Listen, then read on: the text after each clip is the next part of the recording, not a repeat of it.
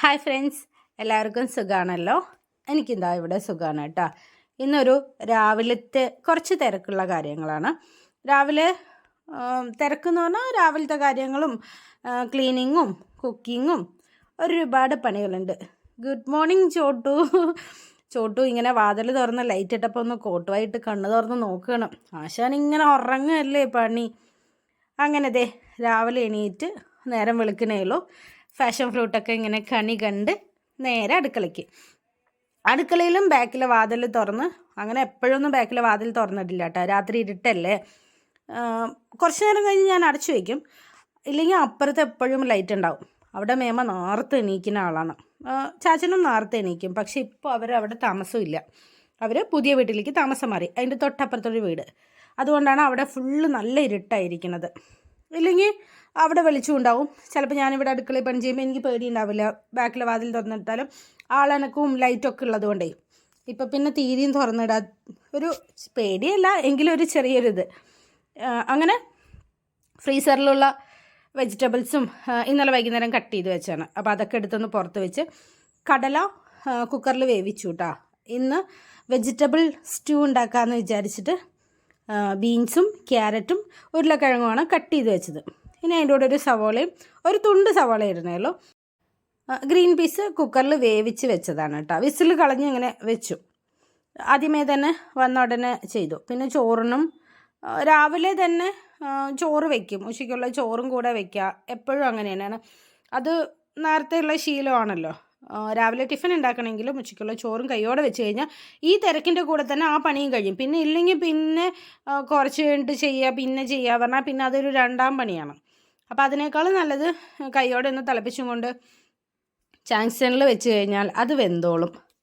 അങ്ങനെ ബാക്കിയുള്ള പണികളൊക്കെ ചെയ്യട്ടെ കേട്ടോ. എന്നിട്ട് വേണം ചായ വെക്കാൻ, ചായ കുടിക്കാൻ. അതൊന്നും ചെയ്തിട്ടില്ല. ആദ്യം ഇതൊക്കെ ഒന്ന് കുക്കറിൽ വേവിക്കാൻ ഇട്ട് കഴിഞ്ഞാൽ പിന്നെ അത് അതിൻ്റെ പാട്ടിൽ വെന്തോളുമല്ലോ. ബാക്കിയുള്ള പണികൾ ചെയ്താൽ മതിയല്ലോ. ജസ്റ്റ് വേറൊന്നുമില്ല, മഞ്ഞൾപ്പൊടിയും ഉപ്പും ഇട്ടിട്ട് വെജിറ്റബിൾ വേവിക്കാനിടുകയാണ്. പിന്നെ ഇപ്പോൾ ഒരു നമ്മൾ പറയുന്നത് മലയാളം അല്ല ഇംഗ്ലീഷിൽ കേൾക്കണ കുറച്ച് ആൾക്കാർക്ക് ഇംഗ്ലീഷിൽ കേൾക്കണമെന്ന് പറഞ്ഞിട്ട് എനിക്ക് അറിയണില്ല. എന്നോട് ആരെങ്കിലും കമൻറ്റ് ഇട്ടാലല്ലേ ഞാൻ അറിയുള്ളൂ ഇത് ഇംഗ്ലീഷിലാണ് കേൾക്കണത് മലയാളത്തിലാണ് കേൾക്കണമെന്നുള്ളത്. എനിക്കറിയില്ല കേട്ടോ. ഇന്നലെ തറവാട്ടിൽ പോയപ്പോഴാണ് ഗ്രീഷ്മ പറയുന്നത്, ചേച്ചി ബർത്ത്ഡേ വ്ളോഗൊക്കെ ഫുള്ള് ഇംഗ്ലീഷിലാണ് പറയുന്നത് കേട്ടോ, അതങ്ങനെയാണ് കേൾക്കുന്നത് പറഞ്ഞു. പിന്നെ അപ്പോൾ നീ എങ്ങനെ വെച്ചപ്പോൾ അവൾക്കും അങ്ങനെ തന്നെയാണ് വന്നത്. അവളുടെ അനിയത്തി കരീഷ്മയുണ്ട്.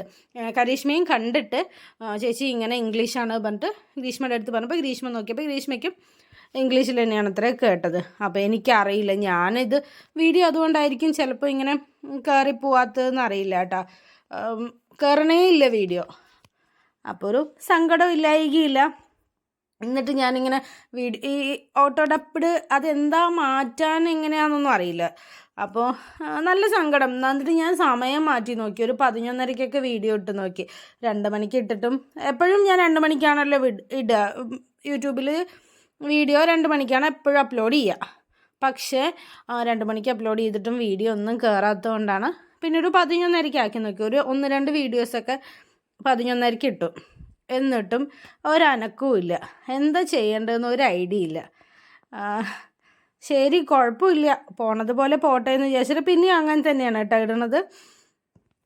ഇനി അത് എങ്ങനെയാണ് കാണുമ്പോൾ എങ്ങനെയാണ് ഈ ഇംഗ്ലീഷ് മാറി മലയാളം വരിക എന്നുള്ളത് നോക്കട്ടെ. നോക്കിയിട്ട് ഞാൻ അടുത്ത വീഡിയോയിൽ പറഞ്ഞു തരാം കേട്ടോ. എനിക്കും ഇതിനെക്കുറിച്ച് വലിയ ഐഡിയ ഒന്നും ഇല്ല. അതാണ്. അങ്ങനെ ആ വെജിറ്റബിൾ വേവുമ്പോഴേക്കും അതിൽ തേങ്ങ അരച്ചിടണമല്ലോ. തേങ്ങ ഞാനിങ്ങനെ കത്തി കൊണ്ട് പൂണ്ടെടുത്തിട്ടാണ് അരയ്ക്കാനിട്ട്. കുറച്ച് തേങ്ങ ചിരവിയത് ഇന്നലത്തെ ഫ്രിഡ്ജിലിരിക്കുന്നുണ്ടായിരുന്നു, അതും കൂടെ ചേർത്ത്. പിന്നെ പിള്ളേർക്ക് സ്നാക്സാക്കി വാങ്ങിയിട്ടുണ്ടായിരുന്ന കുറച്ച് അണ്ടിപ്പരിപ്പ് ഉണ്ടായിരുന്നത് കൊണ്ട് ഇട്ടതാണ് കേട്ടോ, ഇല്ലെങ്കിലൊന്നും ഇടുകയൊന്നുമില്ല. അപ്പോൾ അതുണ്ടായിരുന്നപ്പോൾ അത് കുറച്ചിട്ടിട്ട് തേങ്ങയൊന്ന് അരച്ച് വെച്ചിട്ടുണ്ട്. കുക്കർ എയർ പോയിട്ട് തുറക്കണം.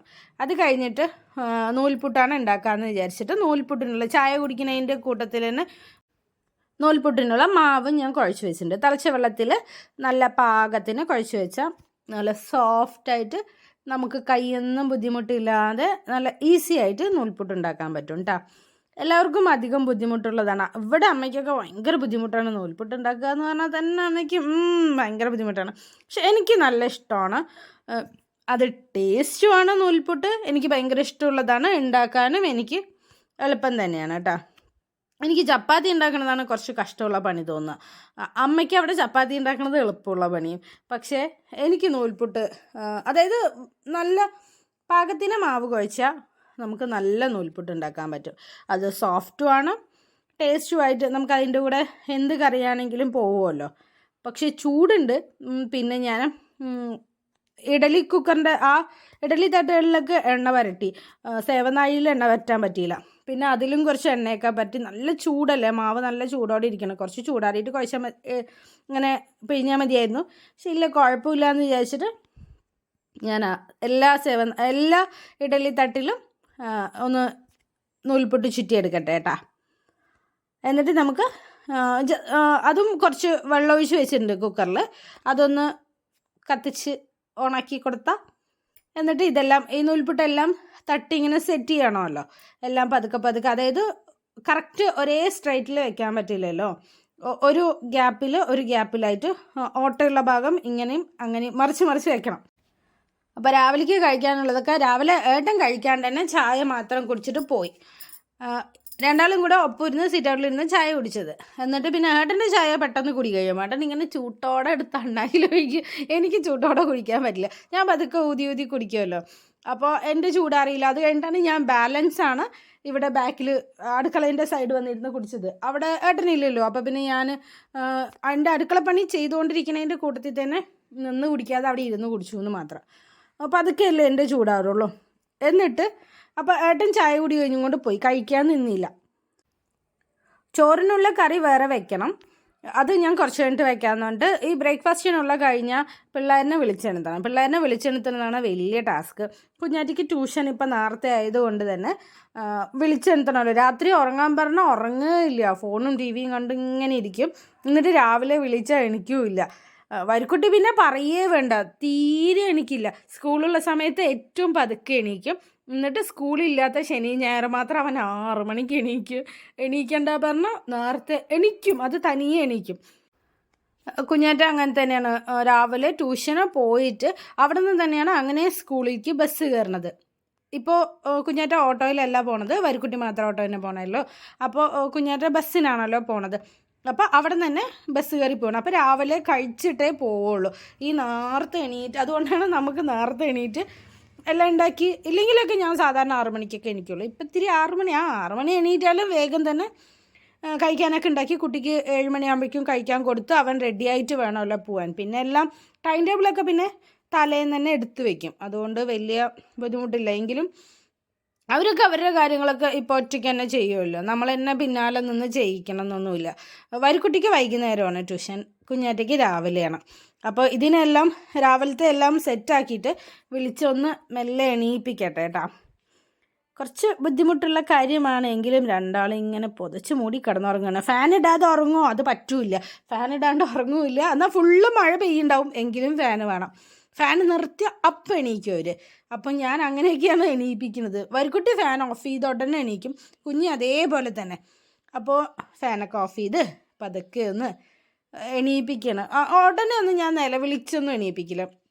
എനിക്ക് കുട്ടികൾ ഉറങ്ങണത് ഭയങ്കര ഇഷ്ടമാണ്. അവർ ഉറങ്ങണത് ഞാൻ ശല്യം ചെയ്യാറേ ഇല്ല. പക്ഷേ ഈ ഏട്ടന്മാർക്കുട്ടി ഉറങ്ങുമ്പോൾ ഉറങ്ങട്ടെ ഏട്ടാ, പിന്നെ വിളിച്ചെടുത്താൽ പെട്ടെന്ന് റെഡിയാവും സ്കൂളിലേക്ക്, പിന്നെ വിളിച്ചെടുത്താന്നൊക്കെ പറഞ്ഞാൽ ഈ ഏട്ടൻ എന്നെ ചീത്ത പറയും. നേരത്തെ എണീക്കണം കുട്ടികൾ, അങ്ങനെയാണ് ഇങ്ങനെയാണെന്നൊക്കെ പറയും. അങ്ങനെ കുട്ടികളെ എണീപ്പിച്ച് ചെറുതായിട്ടൊന്ന് വഴിക്കിയത്. ഈ മഴ പെയ്യണ സമയത്തേ നല്ല വഴുക്കലാണ്. ഞാനൊന്ന് ക്ലീനിങ് ഒക്കെ ചെയ്ത് കഴിഞ്ഞാണ്, പക്ഷേ ഈ ചോട്ട് സമ്മതിക്കേയില്ല. ചോട്ട് എപ്പോഴും ഇങ്ങനെ ചവിട്ടിക്കയറി എന്നെ പണി. അപ്പോൾ അവിടെ ഒന്ന് ആ സ്റ്റെപ്പിൽ എപ്പോഴും മഴവെള്ളം നനഞ്ഞിട്ടേ അതിലെപ്പോഴും ചളിയാവും. അപ്പോൾ അത് മാത്രം ഒന്ന് തുടച്ചെടുക്കണം. എന്നിട്ട് വേണം മുറ്റമൊക്കെ അടിക്കാൻ. കുഞ്ഞാറ്റ കുളിച്ച് വരുമ്പോഴേക്കും കഴിക്കാൻ കൊടുത്താൽ മതിയല്ലോ. അവൻ പല്ലേച്ച് കുളിക്കാൻ പോയിട്ടുണ്ട്. വരിക്കുട്ടി പിന്നെ എണിച്ചിട്ടില്ല. ഞാനപ്പോൾ വഴുക്കലൊക്കെ ഞാനൊന്ന് അടിച്ചു വിട്ട് കളയും, എങ്കിലും പിന്നെയും പാസാറ് ആ ഭാഗത്തൊക്കെ ആയിട്ട് വന്നിട്ടേ ചളിയാണെങ്കിലും ഇങ്ങനെ അത് ചവിട്ടുമ്പോഴും വഴുക്കുമല്ലോ. പാസാറില്ലെങ്കിൽ പോലും അങ്ങനെ ഒരു ചെറിയൊരു വഴുക്കൽ. പിന്നെ ഇവിടെ മുറ്റമൊക്കെ ഒന്ന് അടിച്ചു വിട്ട് രാവിലെ ഉറങ്ങി എണീറ്റ ഉടനെ ഒന്നും ചിലപ്പോൾ മുറ്റമടിക്കാൻ വരാൻ പറ്റില്ല. മുറ്റമടിക്കാൻ വന്നു കഴിഞ്ഞാൽ പിന്നെ അടുക്കളയിലെ പണി അവിടെ പെൻഡിങ് ആവുമല്ലോ. അപ്പോൾ അടുക്കളയിലെ പണികളൊക്കെ ഒന്ന് ചെയ്ത് കഴിഞ്ഞിട്ട് മുറ്റം അങ്ങനെ ഒന്നുമില്ല എങ്കിലും ഒന്ന് ചെറുതായിട്ട് ഉള്ളത് മാത്രം ഒന്ന് അടിച്ചെടുക്കട്ടെ. എല്ലാ ദിവസവും ഇതുപോലെയൊന്നും അല്ല കേട്ടോ, ഓരോ ദിവസവും ഓരോ രീതിയിലായിരിക്കും. കറക്റ്റ് എല്ലാ ദിവസവും ഇങ്ങനെ തന്നെയാണ് അതൊന്നുമില്ല. ചിലപ്പോൾ രാവിലെ മുറ്റം അടിക്കില്ല, ഒന്നും ഷവറൊന്നും ഇല്ലെങ്കിൽ പിന്നെ ശരി കുഴപ്പമില്ല. പിന്നെ മഴയാണെങ്കിലും മുറ്റമൊന്നും അടിക്കില്ല.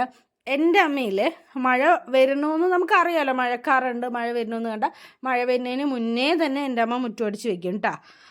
എൻ്റെ അമ്മ അങ്ങനെയാണ് എന്നും. പക്ഷേ നമ്മൾ അങ്ങനെയല്ല. ഞാൻ മഴ വരുന്നത് വേണ്ട ശരി ഇന്ന് മുറ്റം അടിക്കണ്ട, മഴ പെയ്യാണല്ലോ, അപ്പോൾ മഴ വരുമ്പോൾ ഇന്ന് മുറ്റം അടിക്കണ്ട നാളെ മുറ്റം അടിക്കാം. മഴയാകുമ്പോൾ നമുക്ക് ആ ഒരു പണി ലാഭമാണ്. പക്ഷെ അമ്മ അങ്ങനെയല്ല കേട്ടോ, മഴ വരുന്നതിന് മുന്നേ മുറ്റം അടിച്ച് വെക്കും. എന്നിട്ട് പിന്നെ കാറ്റോ മഴയോ വന്നു കഴിഞ്ഞാൽ പിന്നെയും ചവറ് വീഴും. എന്നിട്ട് പിന്നെ അമ്മ പിന്നെയും അടിക്കാനിരിക്കും. അമ്മയ്ക്ക് 2 പണിയാണ്, പറഞ്ഞാൽ മനസ്സിലാവില്ല. അവരുടെ അതങ്ങനെയാണ്, അവർ അടിക്കണം എന്ന് പറഞ്ഞാൽ അവർ അടിച്ചു വാരിക്കൊണ്ടേയിരിക്കും. ഞാൻ അങ്ങനെയല്ല, ഞാൻ ആ പണി ലാഭം കിട്ടിയെന്ന് വിചാരിച്ചിരിക്കുന്ന ഒരാളാണ് ഞാൻ. അങ്ങനെ കുറച്ച് ചാരം ഇടാനുണ്ട് പയറിലൊക്കെ, അത് തറവാട്ടിൽ പോയി എടുത്തിട്ട് വരണം. ഇവിടെ നമ്മൾ അടുപ്പ് കത്തിക്കാത്തതുകൊണ്ട് നമുക്ക് ചാരമൊന്നുമില്ല. ചാരമൊക്കെ കൊണ്ടുവന്നിട്ട് ഇടണം. പയർ ചെടിയിൽ ഇങ്ങനെ അപ്പോൾ ഈ ഉറുമ്പൊന്നും ഉണ്ടാവില്ല പറയും. അപ്പോൾ അതൊക്കെ ഒന്ന് ചെയ്യണത്. പയറൊക്കെ ഒരുവിധം മൂത്ത് വരണേ ഉള്ളൂ. അത് 2 ദിവസം കൂടെ കഴിഞ്ഞിട്ട് പറിക്കാം. അപ്പോഴേക്കും എന്തായാലും നമുക്ക് ഒരു പിടി കഴിക്കാനുള്ളത് കിട്ടും. കണ്ടില്ലേ നല്ല സുന്ദരിമണികളായിട്ടുണ്ട് പയറൊക്കെ നിൽക്കുന്നുണ്ട്. പിന്നെ എല്ലാ സീസണിലും ഇതുപോലെ കർക്കിടക മാസം ആയതും ഇവിടെ നിറച്ചും മുക്കുറ്റി ഉണ്ടാവും കേട്ടോ.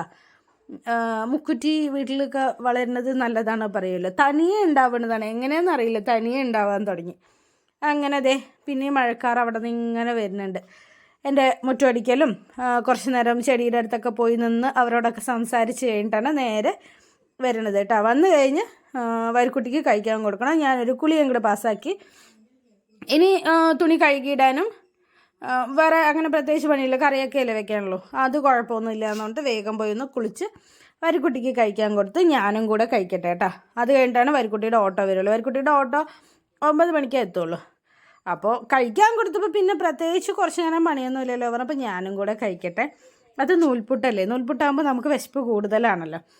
അപ്പോൾ ഇത്രയേ ഉള്ളൂ ഫ്രണ്ട്സ്. വീഡിയോ കണ്ട് ഇഷ്ടപ്പെട്ടിട്ടുണ്ടെങ്കിൽ ലൈക്ക് ചെയ്ത് ഷെയർ ചെയ്ത് സബ്സ്ക്രൈബ് ചെയ്ത് സപ്പോർട്ട് ചെയ്യണേ. വീഡിയോ സ്കിപ്പ് ചെയ്യാതെ മുഴുവനായിട്ട് കാണണേ. ഇതേ കുട്ടികൾ സ്കൂളിൽ പോയി. കുഞ്ഞാറ്റ നേരത്തെ സ്കൂളിൽ പോയി. കുഞ്ഞാറ്റയ്ക്ക് വീഡിയോയിൽ വരാൻ വലിയ താല്പര്യമില്ലാത്തതുകൊണ്ട് അവൻ നേരത്തെ തന്നെ സ്ഥലം വിട്ടിട്ടുണ്ട്. അല്ലെങ്കിലും വീഡിയോ ഒന്നും വരുന്നില്ല. അതേ വരിക്കുട്ടി അവിടെ ഓട്ടോമമ്മൻ്റെ സൗണ്ട് കേൾക്കുമ്പോഴേക്കും അവിടെ പോയി നിൽക്കുന്നുണ്ട്. പ്രസാദും മഞ്ജുവും കൂടെ ചെക്കനെ ഓട്ടോ കയറ്റാൻ വരുന്നുണ്ട്. അങ്ങനെ അത്രയേ ഉള്ളൂ ഫ്രണ്ട്സ്. Thank you.